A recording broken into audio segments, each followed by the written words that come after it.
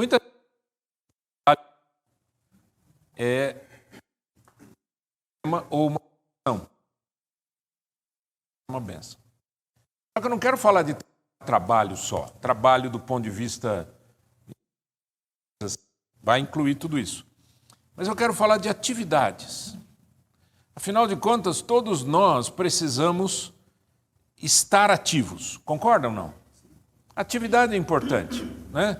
Pode não ser uma atividade remunerada, pode até ser uma atividade, algo que você faz voluntariamente, né? Isso aqui é um trabalho. Mas não é remunerado, ninguém bate cartão, mas é um trabalho, né? Uma atividade.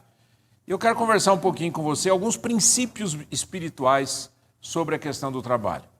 O objetivo da minha conversa hoje é que a gente saia daqui com uma visão um pouco diferente do que significa aquilo que a gente faz. Vamos lá? O trabalho para as pessoas, para os indivíduos, tem a ver com a estruturação da identidade pessoal e social. Trabalhar é importante. Ter atividade, produzir é importante porque nos ajuda com essa identidade pessoal, cria vínculos familiares e sociais, né? Importante que o trabalho gera isso, estrutura formas de ganhar dinheiro. Claro que eu estou falando de trabalhos dignos, honrados e legais, né? Desenvolve rotinas diárias. A pior coisa do mundo é a gente não ter rotina diária. A gente... todo homem...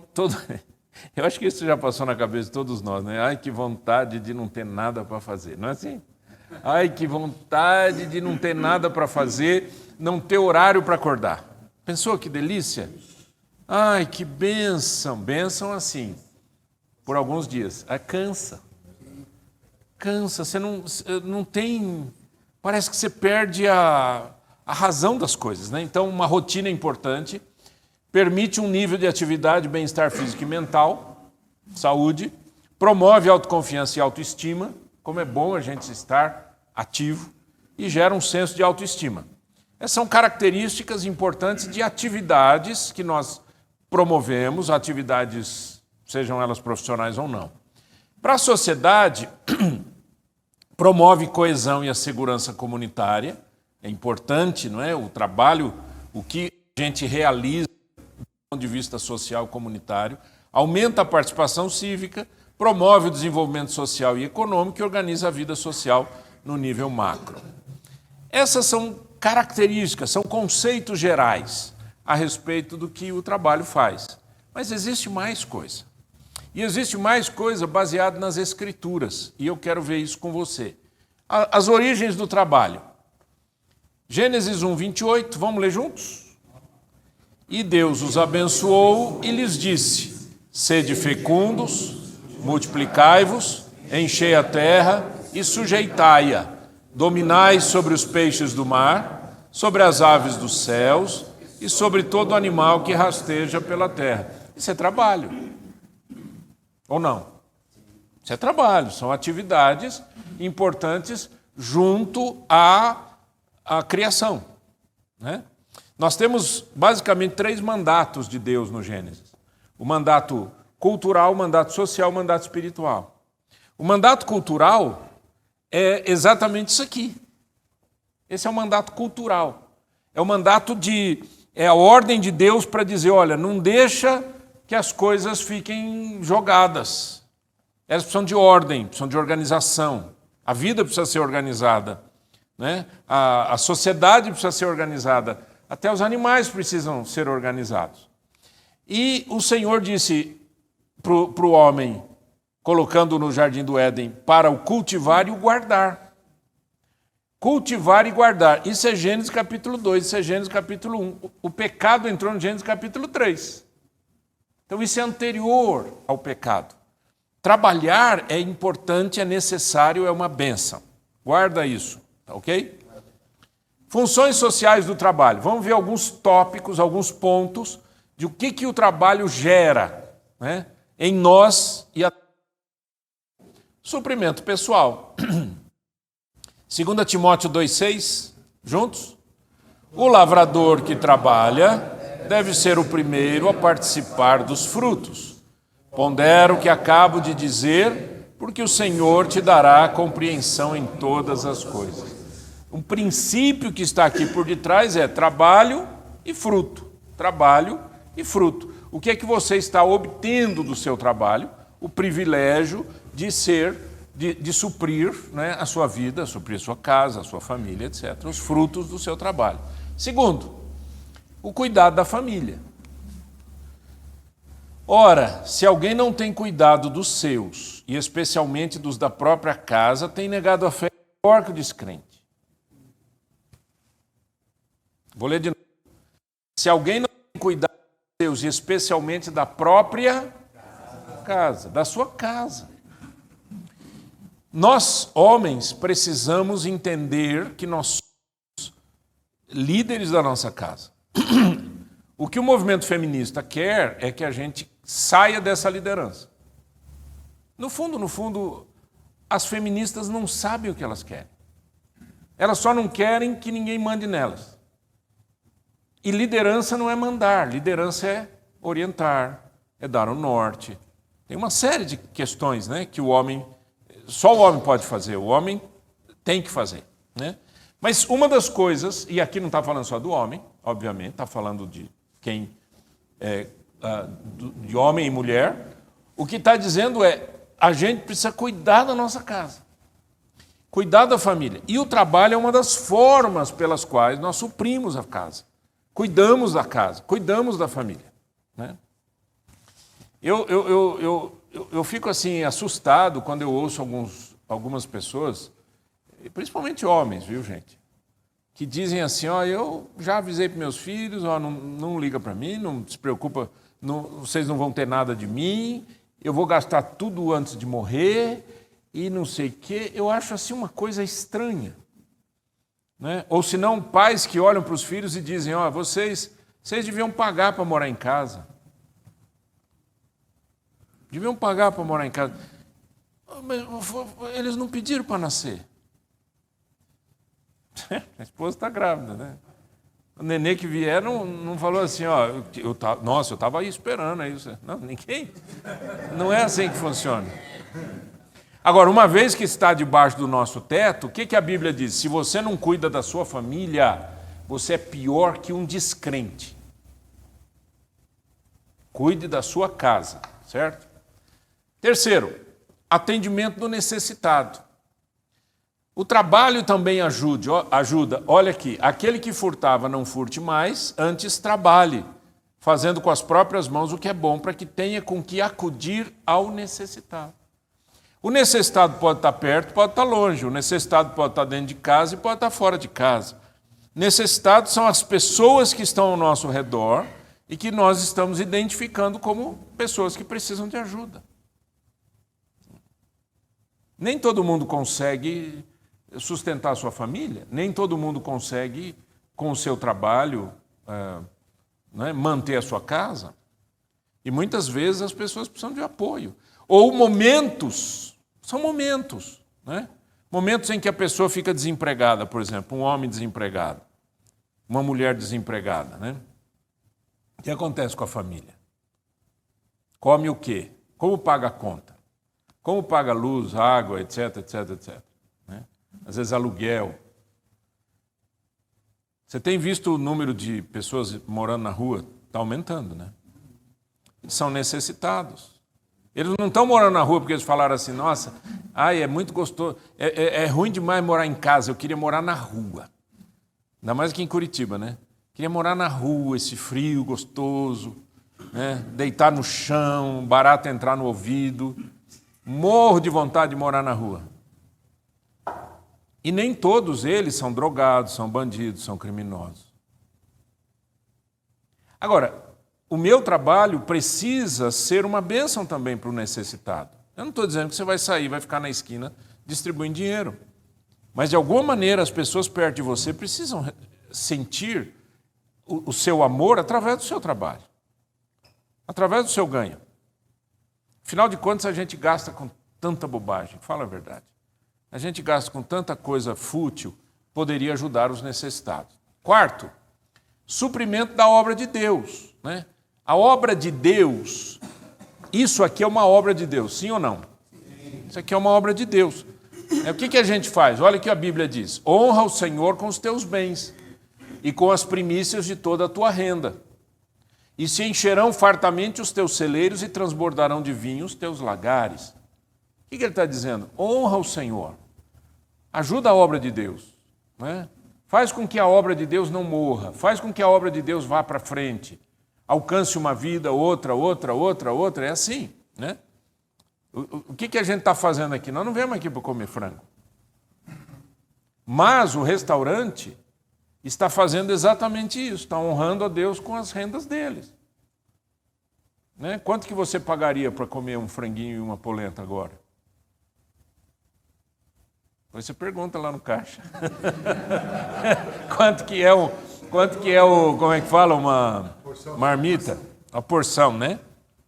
Eu não estou dizendo, o Luciano está entendendo o que eu estou falando, eu não estou falando nada fora do plano aqui. O plano é, quando o restaurante abre as portas para nós, esse restaurante está fazendo o quê?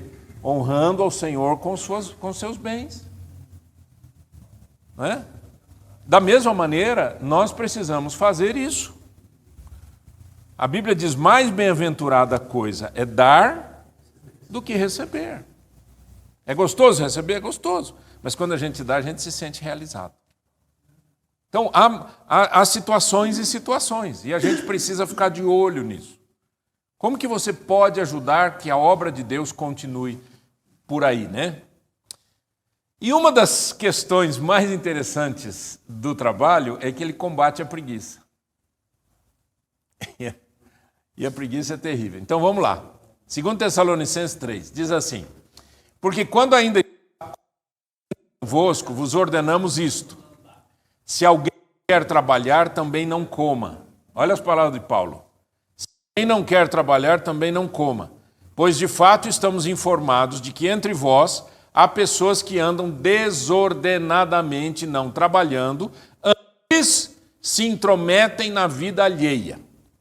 A elas, porém, determinamos, exortamos no Senhor Jesus Cristo, que trabalhando tranquilamente, comam o seu próprio pão.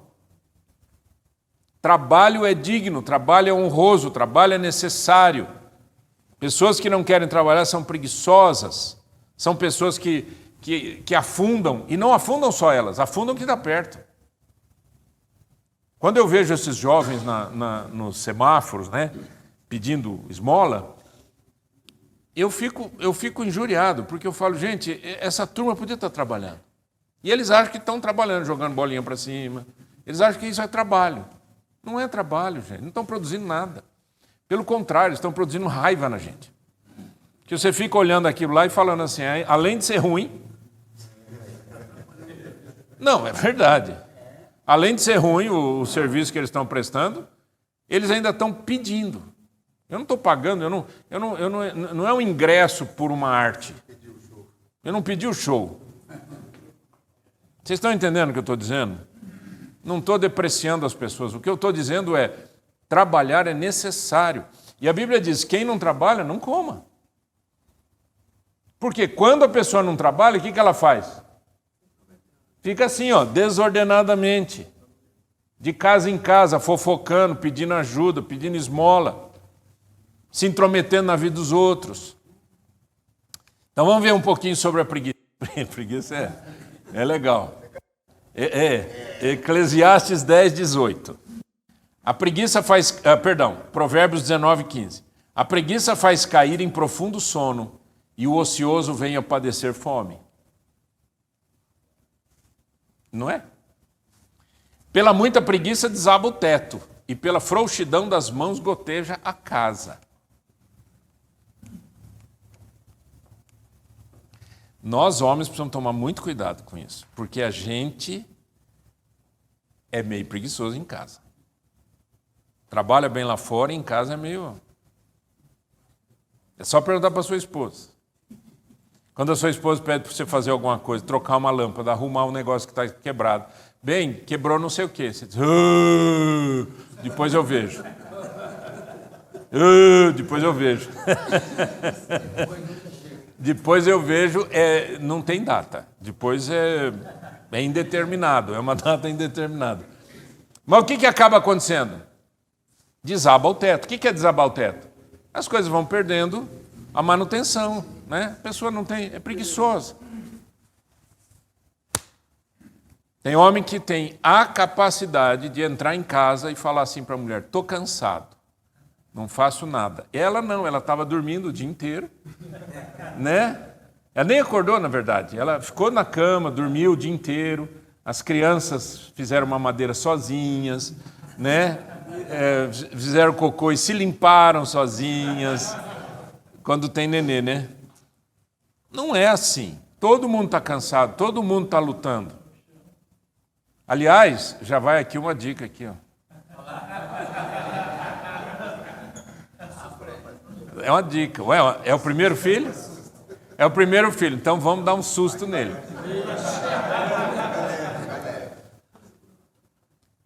Fala para sua esposa dormir agora, porque depois a coisa... Agora, você também vai ficar acordado.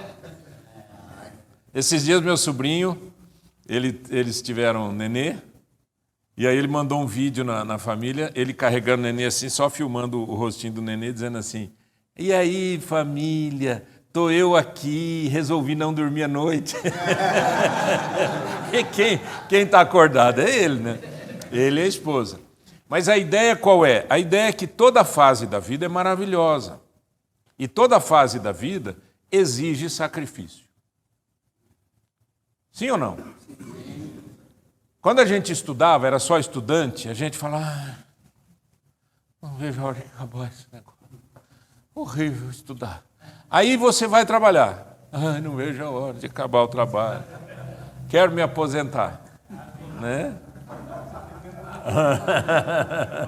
São fases, né? São fases da vida. E essas fases da vida exigem certos tipos de sacrifício, alguns mais, outros menos, diferentes ou não. Agora, o que a preguiça faz? Rouba de você o privilégio de desenvolver-se. A pessoa não estuda, preguiçosa, né? Quando eu falo de estudar, não estou falando de ir para a escola. A gente tem que estudar todo dia. Porque a gente aprende todo dia. Alguma coisa você aprende. Né? Uma leitura você está aprendendo. Você vai pega um livro para ler, você está aprendendo. Você lê uma notícia, você está aprendendo. Você lê o que está acontecendo ao redor da sua casa, você aprende. Né? Uma situação com a família, você aprende. A gente tem que estar aprendendo sempre. O preguiçoso, ele fecha o filtro. E não cresce, não desenvolve, não vai para frente. Então, não esqueça disso. Aí, Salomão diz algo fantástico, né? Em Provérbios capítulo 6, ele diz assim: observa a formiga, ó preguiçoso. Reflete sobre o trabalho que ela realiza e ser sábio. Mesmo não tendo um chefe, nem supervisor, nem comandante, armazena suas provisões no verão e na época da colheita junta seu alimento. Eu moro no 12º andar, fizemos uma reforma no apartamento, quebrou um monte de coisa lá e tal, não sei o quê, bacana e tal, não sei o quê, aí estamos felizes da vida lá, daqui a pouco as formigas apareceram. E eu perguntei para mim mesmo: o que elas estão fazendo aqui? Quem convidou? 12º andar. E eu tinha dedetizado a casa. Essa formiga. A ideia, a beleza da formiga é que a formiga, ela trabalha para o tempo que não dá mais para trabalhar. É só esquentar o tempo, ela aparece. É só esfriar o tempo, ela desaparece. Ela aparece, pega comida e leva embora, e no frio ela come o que pegou. Esse balanço, esse equilíbrio é muito bonito. E Salomão diz: então observa a formiga, preguiçoso. Ou seja, veja, aprenda com a natureza que as coisas têm fases, têm, né, o que fazer, como fazer, tem estações. Nós aqui no Brasil não experimentamos uma coisa interessante que a gente que se tem no hemisfério norte, que é mais... Nós temos aqui, mas não é tão visível, né, que são as estações do ano. Quando você mora no hemisfério norte, verão é verão, primavera é primavera, outono é outono, inverno é o inverno. Aqui não, né? Graças a Deus, a gente aqui é uma beleza. Você está no inverno, tá de manhã, for em Curitiba, é inverno de manhã, tarde já é verão. O que eu quero dizer é que as estações, elas promovem algumas coisas que nós aqui no Brasil acabamos não tendo, que são as definições dessas fases no próprio ano. Eu fui pastor de 2 igrejas no Canadá, um dos pastores de 2 igrejas canadenses. E era muito interessante. Às vezes eu chegava no culto assim, eu chegava de manhã, domingo, alguém já vinha e punha uma florzinha em mim aqui, eu dizia, que é isso? Que é? Não, agora é a época em que a gente fala sobre o exército, os que lutaram na guerra. Tá bom.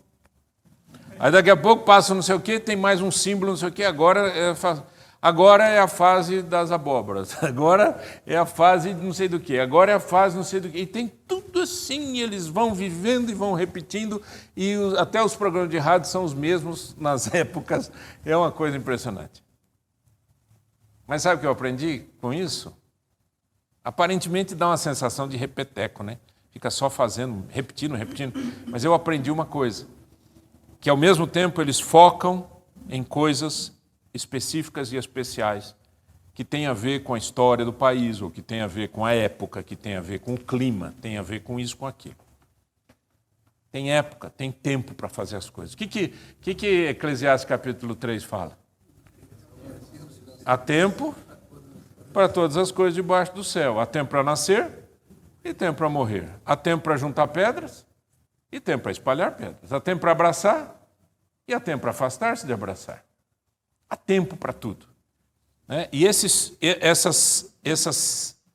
estações são muito importantes. Continuando. Ó preguiçoso, até quando ficarás deitado? Quando te levantarás da tua sonolência? Tirando uma pestana, cochilando um pouco, cruzando os braços para descansar, tua iminente pobreza te aterrorizará e a tua necessidade te assaltará como um ladrão armado.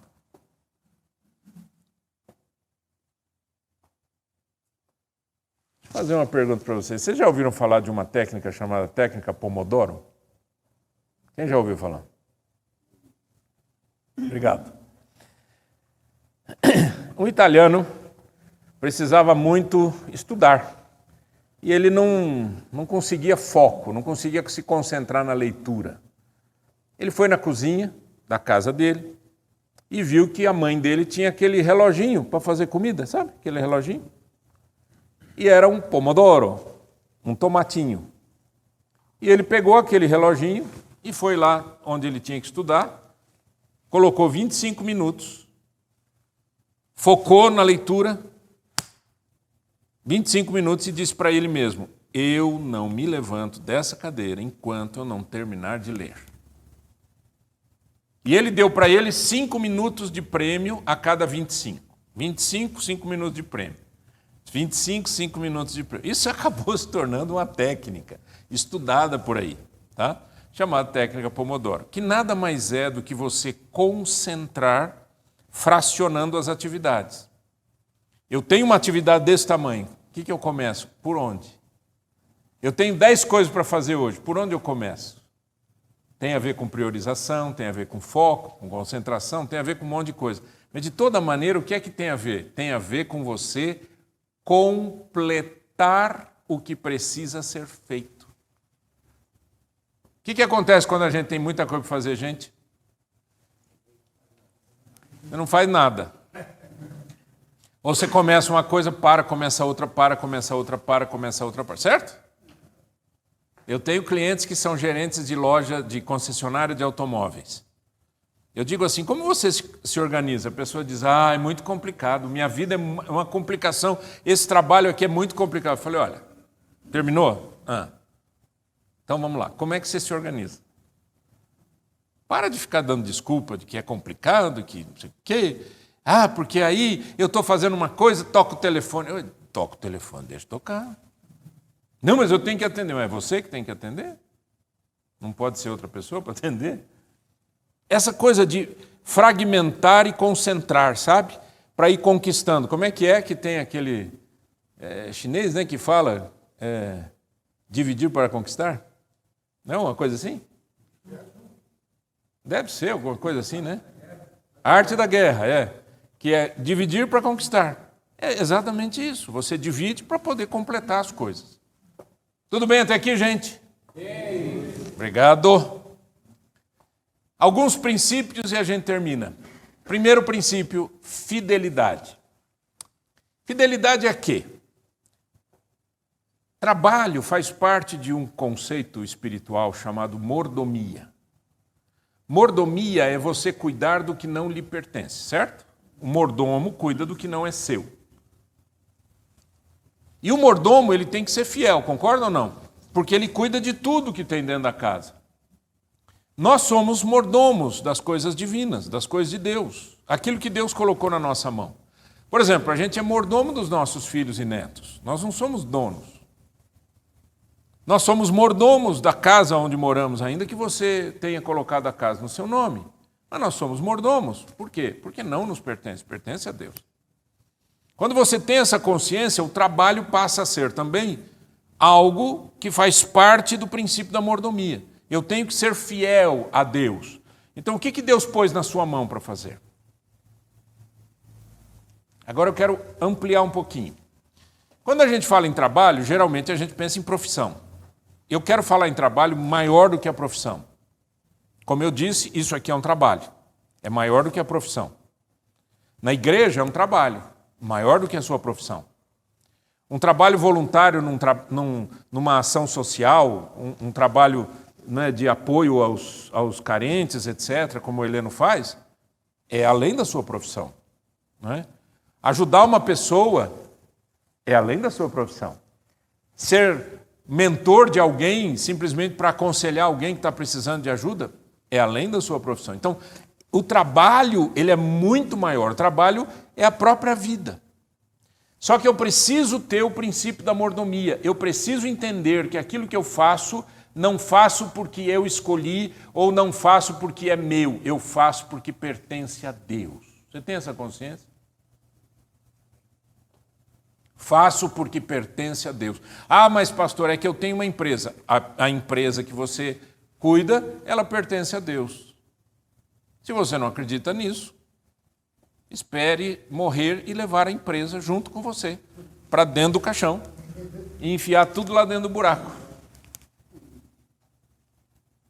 Pertence a Deus. As vidas não pertencem a nós mesmos. Eu não pertenço a mim mesmo. Eu presto contas para Deus. Se você não tem essa consciência de mordomia, a vida fica muito xoxa. E aí é o que acaba acontecendo. A gente faz o que dá na telha. Você não ora para fazer as coisas, por quê? Eu oro. Por quê? Porque não me pertence. Pertence a Deus. Eu vou fazer alguma coisa, eu peço a Deus, Senhor, me mostre. Me dá sentido nisso. Qual que é a tua vontade? Vou ou não vou? Faço ou não faço? Como eu já contei para vocês, quando a gente foi iniciar a igreja esse ano, a Igreja Cristã Trinity, foram 12 anos orando. E não que eu não tivesse tentado, tentei várias vezes nesses 12 anos. Eu estendi a mão aqui, o Senhor dizia, tira a mão. Eu ia para cá e Deus dizia, não, é por aqui. Como que Deus fala? Por muitas formas. E uma delas é dentro de você. Eu tinha consciência, a minha cabeça queria uma coisa, mas dentro de mim as coisas não estavam consolidadas. Entende? Princípio de mordomia. Pertence a Deus. Não me pertence. Quando você tem esse conceito, fica mais fácil viver. 1 Coríntios 4,2, vamos ler juntos? O que se exige de quem tem essa responsabilidade é que seja fiel ao seu Senhor. Que responsabilidade? De ser mordomo. O que se exige do mordomo é que ele seja fiel. Né? O mordomo não pode roubar. Certo? Ele está cuidando daquilo que não lhe pertence. Outro aspecto importante para as atividades que a gente realiza na vida é usar o melhor da sua capacidade. Quais são os seus talentos? Eu falo sempre sobre isso, porque, por incrível que pareça, e olha, gente, que eu já fiz essa pergunta centenas de vezes, por escrito. Centenas de vezes. Eu tenho tudo escrito. Dá para escrever um livro só sobre talento. E eu pergunto, quais são os seus talentos? Um monte de gente não sabe. Não é que só não sabe. A pessoa trabalha, faz 40 anos que trabalha e não sabe quais são os seus talentos. Eu fico perguntando para mim mesmo, o que você faz então? Fica tentando? O que você faz? O que é um talento? Talento é uma característica que Deus lhe deu, que você tem desde que nasceu. Você tem uma inclinação para alguma coisa, sim ou não? Pelo menos um. Pelo menos uma coisa a gente tem. Qual que é a inclinação que você... Inclinação que eu quero dizer é assim, você tem uma facilidade para alguma coisa. Você já viu, às vezes, tem uma pessoa que gosta de cozinhar e uma outra pessoa que cozinha. Gosta de cozinhar, outra pessoa cozinha. E essa pessoa que cozinha parece que ela faz a mesma coisa que você, mas a comida dela fica maravilhosa. Tem talento. Tem gente que tem talento para cozinhar. Você segue a receita, dá tudo errado. A pessoa faz assim, não, é só ver uma coisinha aqui e bota a mão ali, o negócio sai aquela comida maravilhosa. Talento. Tem gente que tem talento para escrever. A pessoa vai escrever um bilhete. E escreve assim como se estivesse fazendo uma poesia. Tem gente que tem talento para desenhar. Talento você tem desde que você nasceu. Se você estudar e melhorar, você fica excelente. Se você não tem talento e for querer criar um talento, você não vai conseguir. Deu para entender? O Michael Phelps, aquele nadador, ganhou não sei quantas medalhas. É Michael Phelps o nome dele, né? Ele ganhou não sei quantas medalhas, foram estudar o corpo dele. Ele tem um corpo, ele é quase um peixe. Ele tem um corpo feito para natação e para ganhar medalha, não tem jeito. Só para porque não tem mais idade para competir. Porque onde ele mergulha, ele ganha. Aí você fala, é muito treino. Tem gente que está treinando até hoje. São talentos naturais. Mas quais são os seus talentos? Vamos imaginar o seguinte cena, vamos fazer um exercício aqui, sim ou não? Sim. Obrigado. Vamos supor que você descobrisse que você tem um tio que morreu e deixou um testamento para você.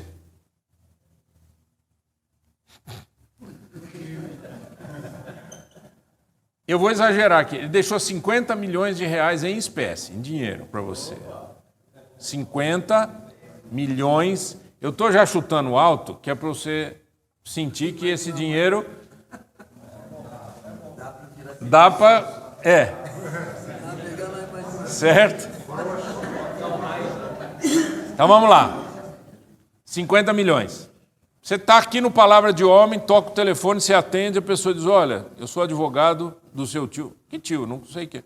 Não, você tem um tio, ele é irmão do teu pai, que está separado, não sei o quê, mas ele gosta muito de você e deixou um testamento. E vamos ler esse testamento, você vai lá e 50 milhões é a sua parte. Pergunta. O que você faz no dia seguinte?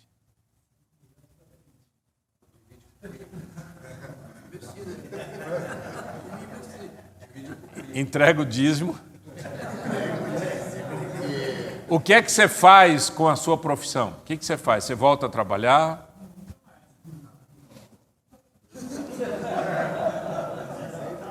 O Bernardo não quer que eu explique as coisas, ele quer. Tá bom, nunca mais, nunca mais. Você vai fazer o quê? Vai morar nas montanhas da Suíça e vai esquiar o resto da vida? Não, você não vai fazer isso. Você não vai aguentar. O que você faz? A sua resposta é a sua capacidade, é o talento que Deus te deu. Você fala assim, eu vou gastar o resto da minha vida ajudando as pessoas a se definirem profissionalmente. Eu vou gastar o resto da minha vida ajudando os pobres. Eu vou ajudar o resto da minha vida, eu vou pregar o evangelho. Eu vou ficar o resto da minha vida construindo brinquedo de madeira. O que você disser como sua resposta é a sua capacidade, é o talento que você tem. Né? Então, tirando a brincadeira, tirando as piadas, tirando aquela coisa assim do 50 milhões, oh Jesus, ouça o pastor, né? Me dá um tio desse aí. Tirando essa coisa, eu quero que você veja assim, quando eu não tenho mais a pressão da sobrevivência, o que é que eu faço? Essa é a sua capacidade mais forte, é o seu talento maior, é aquilo que você tem, que você pode desenvolver para o resto da sua vida. Muitos anos atrás, eu defini a minha missão de vida, muitos anos, já faz muito tempo. E a minha missão é contribuir para a melhoria de qualidade de vida das pessoas através de princípios da palavra de Deus. Essa é a minha missão de vida. Tudo que eu posso fazer para contribuir para a melhoria de qualidade de vida das pessoas, através de princípios de Deus, eu vou fazer, porque essa é a minha missão. Se eu tiver dinheiro, se eu não tiver dinheiro, é isso que eu faço. E para poder sobreviver, para poder ter o meu ganha-pão, eu procurei trabalho em que eu possa contribuir para a melhoria de qualidade de vida das pessoas. Não estou falando de ministério pastoral, certo? Hoje eu não ganho de ministério pastoral. O meu trabalho é coaching, processo de coaching, autodesenvolvimento, etc. Então, esse meu trabalho, ele me ajuda a cumprir minha missão. Estão entendendo? Então, qual é a sua capacidade? O que é que você tem que você pode usar, né? Outra coisa, aprenda a se preparar. Aprenda e se prepare sempre. Aprenda sempre, eu já falei sobre isso. Talentos podem ser um fato, mas o sucesso precisa ser conquistado, disse John Maxwell. Se você não conhece John Maxwell, eu sugiro a você que procure livros dele. Ele tem muitos livros. John Maxwell, ele iniciou o trabalho dele como pastor. E aí ele seguiu para a sua carreira corporativa, para ser palestrante, professor, etc, etc. E ele escreve muito, é uma coisa fantástica. Leonardo da Vinci disse, o ferro enferruja pela falta de uso. A água parada perde sua pureza e no frio fica congelada. Até a inércia mina o vigor da mente. Não usou, perdeu. Essa é a ideia. Não usou, perdeu. Né? Então, o que você vai usar? O que você vai fazer? Por exemplo, quero sugerir a você uma coisa. Chega diante de Deus e diga, Senhor, me ajude a enxergar se eu estou realizando aquilo que o Senhor me criou para realizar. Faz essa pergunta para Deus. Vai ser muito legal. Aí você vai dizer assim, pastor, e se eu descobrir que ao longo da minha vida eu não fiz nada do que Deus queria que eu fizesse? A minha resposta vai ser, ainda dá tempo. Porque não é o tempo cronológico, é a intenção que você coloca naquilo que você realiza. Pense nisso. Quando eu vejo vocês aqui sentadinhos e eu aqui falando, eu fico pensando assim, o que esse povo pode fazer? Meu Deus! São profissionais, são pessoas de capacidade, são pessoas estudadas, são pessoas que têm uma experiência incrível, são pais, são pessoas que têm muito para oferecer. Você está oferecendo? Essa é a pergunta que eu faço.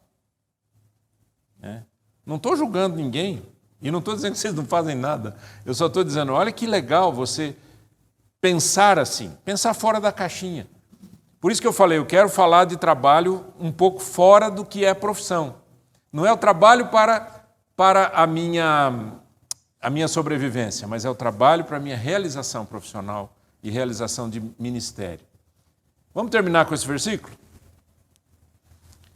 Tudo que você tiver de fazer, faça o melhor que puder, pois no mundo dos mortos não se faz nada, e ali não existe pensamento, nem conhecimento, nem sabedoria, e é para lá que você vai.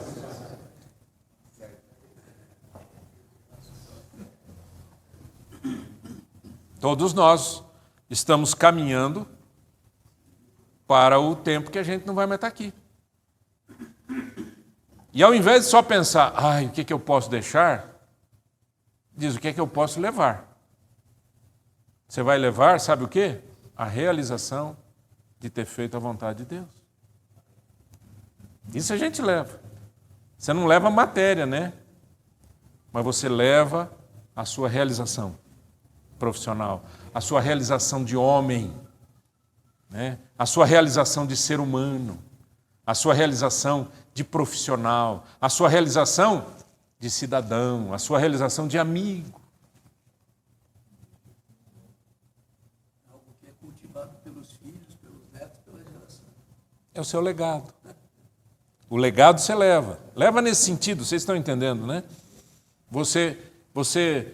Eu quero morrer, sabe como? Não como. Como que vai morrer, não é isso? Eu prefiro morrer assim, ó. Morri, né? Prefiro, se o Senhor permitir, dormir e não acordar, né? Prefiro. Mas eu não estou falando desse como. Eu quero chegar no meu leito de morte e dizer assim, Senhor, o que o Senhor pôs na minha mão eu fiz. O que o Senhor pôs na minha mão eu realizei. Esse é o meu desejo maior. Combati o bom combate, acabei a carreira e guardei a fé. Tem mais uma coisinha aqui. Trabalhe em equipe. Trabalho em equipe não é só equipe profissional dentro da empresa. Um ajuda o outro. É a gente compartilhar o que a gente faz e, de alguma maneira, a gente se apoiar. Né? Eu tenho falado aqui do Heleno, que tem um ministério lindo junto à favela, né? Favela mesmo. E eles ajudam e pregam o evangelho e dão cesta básica e fazem um movimento nessa região. Aí se você falar assim, puxa, tá aí uma coisa que eu gostaria de fazer. Fala com o Heleno. Tem coisa para fazer, não para, não acaba nunca, né? Certo? Fala com ele. Nossa, eu vejo o Márcio aqui, o filho dele, eles filmando, editando, etc. Tá aí uma coisa que eu gostaria de contribuir. Fala com ele. Não é? Essa é a ideia que eu quero dizer, trabalhar em equipe. Então, o trabalho em equipe divide o esforço e multiplica o efeito, disse John Maxwell. E aqui sim é o último texto. É melhor haver dois do que um, porque duas pessoas trabalhando juntas podem ganhar muito mais. Se cai, ajuda a se levantar, mas se alguém está sozinho, não tem ninguém que o ajude a se levantar. Eu gosto desse texto porque ele ajuda a gente a enxergar que nós não estamos sozinhos e que a gente não precisa viver sozinho. A gente pode se reunir. Eu gostaria que vocês fizessem amizades aqui no Palavra de Homem e que vocês começassem a criar momentos fora do Palavra de Homem, né? Aqui a gente fala uma vez por semana, segunda-feira, 1 horinha, não dá nenhuma hora. Já vamos terminar, não deu nenhuma hora de ministração, né? Alguns minutos a gente fica junto, medita um pouco, sai daqui, aí tem a semana inteira, né? O que você pode fazer? Na sua igreja, com seus amigos, né? Já sei que eu vou fazer isso, vou fazer aquilo. O que você fizer vai ser maravilhoso e vai te dar sentido de pertencimento, de produtividade, de realização. Vamos ficar em pé? Eterno Deus, obrigado pelo teu amor, pela tua bondade. Eu espero em nome de Jesus, Senhor, que aquilo que a gente conversou aqui encontre guarida nos corações. E mais do que isso, que seja um desafio para mim e para cada um de nós aqui, Senhor, do que a gente ainda pode fazer nesse mundo para glorificar o Teu nome, para abençoar pessoas e para a nossa própria realização de vida e realização como homens. Ajuda, Pai, que isso aconteça em nome de Jesus. Amém. Amém.